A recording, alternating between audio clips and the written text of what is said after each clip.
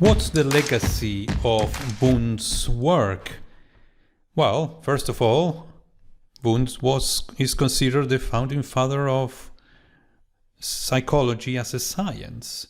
So, in sociological terms, he was able to obtain funding to have a laboratory, the first laboratory dedicated only to psychology. He differentiated psychology from philosophy because psychology does experiments, and he differentiated psychology from physiology, from psychophysics as well, but psychophysics could be considered an antecedent of psychology. So it was important to differentiate from physiology. And physiology deals with stimulus and physical responses, and psychology too, but these are responses about mental processes. But what about the specifics of Wundt's work?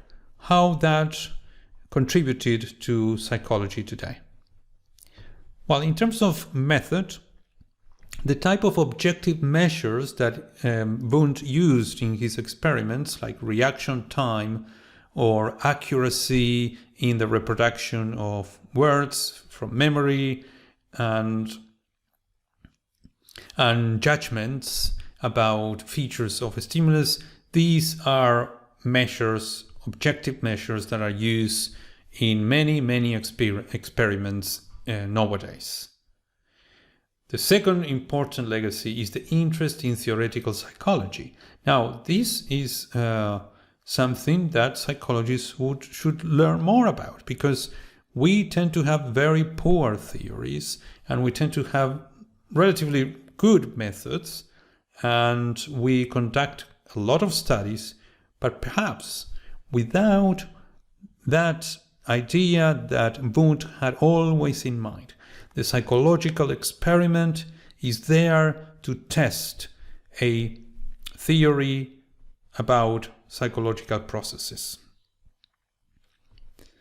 Now, in expertise research, is perhaps the area of research, it's not a broad area, but it's an important area of research that follow that idea of Wundt. For example, the research that started with Adrian de Groot in the 1940s, or with studies with chess players in the 1930s, published in the 1940s, and then revitalized by Herbert Simon, who won the Nobel Prize in Economics in 1978. So in the 70s, he used chess players, and so basically we've got here experts, and provide stimuli to the experts, domain-specific stimuli, so they know what they are doing. Naive participants couldn't be able to do the tasks that they did, and they reported about specifics, so what they're going to move. So not just an introspection about how they are feeling, but saying out loud the moves that they were considering in their thinking process. So that expertise research that was used in order to test theories about how the mind works, that it's a continuation of Wundt's interest in psychological theory. And a very important legacy. That's probably researchers don't realize how important is this. So Wundt was interested in invariances of the adult human mind, not in individual differences. So this is the opposite to Galton. Galton measured large samples of participants, and he was interested in how people differed in those measurements that he did. Whereas Wundt was not interested in how people differ, he was interested in what is invariant, what is the same in all people.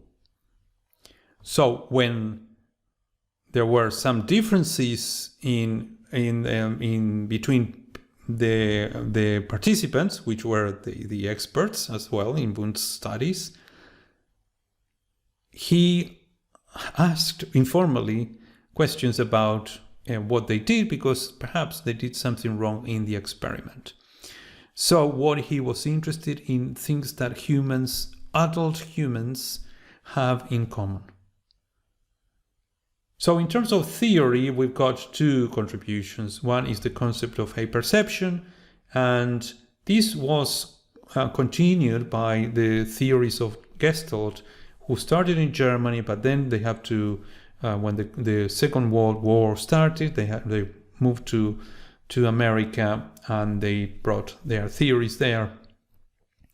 And more recent theories of schemas, like Bartlett's theory of memory or remembering, or Piaget's theory of development. So these are theories in which we have some schemas, whereas schema theories these schemas are acquired by learning, could be by learning the first years of life or domain-specific knowledge, and that affects the way we perceive the world. And similarly, the idea of voluntarism, which contrasts with the empiricist psychology of stimulus response, and thinking that the mind works like this. So we receive a stimulus and we respond to stimulus. That was the method that Wundt used, but the idea was to test theories about how active is the mind. And this constructive aspect of the mind we can see in Bartlett, in the theories of remembering, in Piaget, theories of cognitive development, and other theories like Brunner, who studied the cultural influences in perception, and Gregory, who was one of the researchers in perception who talked about the unconscious inferences that we saw in Helmholtz and at the beginning in Wundt. Wundt abandoned the idea of unconscious perceptions to concentrate on consciousness, but I like to make this connection between the idea of an active mind. The product is conscious, and that's what psychology should focus for Wundt. But this idea of that there is a prediction of the mind that is present in Wundt, it is quite modern today. So we've got the predictive processing theories or predictive coding theories. In some of these theories are also called Bayesian, the Bayesian mind or the Bayesian brain theories, in which the mind doesn't receive information passively, but it seeks information based on prior knowledge. So a lot of important things in Wundt's theory. But why we don't hear about Wundt too much these days? Well, because there was a demise of Wundt's psychology. There are many reasons, some internal and some external. For example, he was anti-empiricist in the sense of not accepting mere association as part of the mind, but also in the methods. In the methods, this idea of theoretical theory guiding the experiments was not well received in an empiricist version of science, in which the idea is to accumulate as much knowledge by experiments as possible, and only then come up with probably a theory that is a summary of what we already know. The other reason of the demise of Wundt's psychology is that Titchener was his student in Germany, and he brought Wundt's theory, Wundt's psychology to America, but in the form of structuralism. And structuralism was a drier version of the theory. All the voluntarism, the volition, the activity of the mind was disappeared, and it was a very dry psychology that didn't go well in the vibrant, progressive,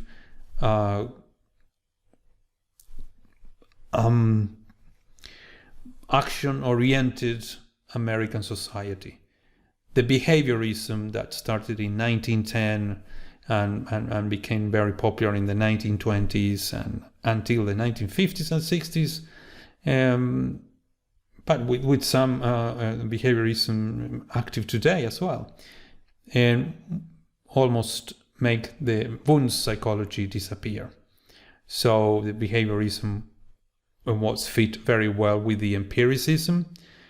Behaviorism, the idea is not to have theories, but to accumulate knowledge, and that was something that was not present in Wundt's theory. Applied psychology, again, the American society needed to apply knowledge to obtain results, and more importantly, in the war was a need for an applied psychology, and this very theoretical psychology of Wundt didn't have a place in the American realm. And another one that comes from the UK in Galton's work with large samples that led to Carl Pearson's work in the correlation coefficient, and then Fisher and Student and those statisticians that started to develop methods to deal with large samples. And that became was another reason why these studies with the very small samples, with few individuals, was not considered a good way of doing psychology anymore.